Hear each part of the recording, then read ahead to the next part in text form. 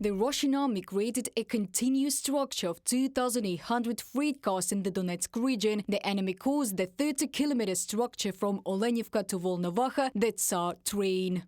Construction of this carriage centipede began in July 2023. For the construction, apparently, rolling stock was used, stolen from the temporarily occupied territories. This is a very specific engineering structure, the effectiveness of which is difficult to assess. From a message on the Deep State Telegram channel.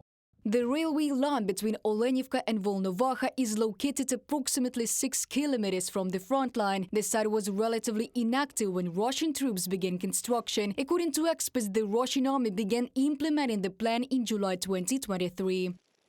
There is no visual confirmation from the ground yet, but upon careful examination of the map, this is not a continuous composition, but it has two breaks, in Veliki Anadol and a little to the south. That's it, it is not a 30-kilometer continuous snake, but 3 snakes. Sergei Sigachov, transport historian, railway expert on Telegram.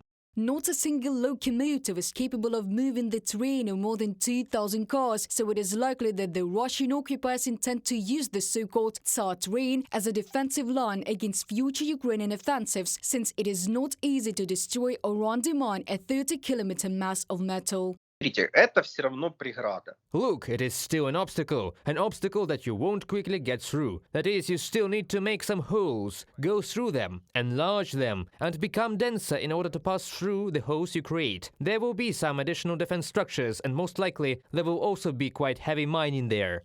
The Russian military can also resort to the usage of human shields. Invaders used this tool of warfare more than once during the full-scale war against Ukraine. The Russian occupiers may regularly transport civilians along the same railway lines on which the Tsar train is located. Military experts believe, in order to accuse the Ukrainian defense forces of striking civilians in the event that Ukrainian defenders try to destroy Russian fortifications. Reported by Diana Kolesnik, Valeria Nekipelova, UATV News.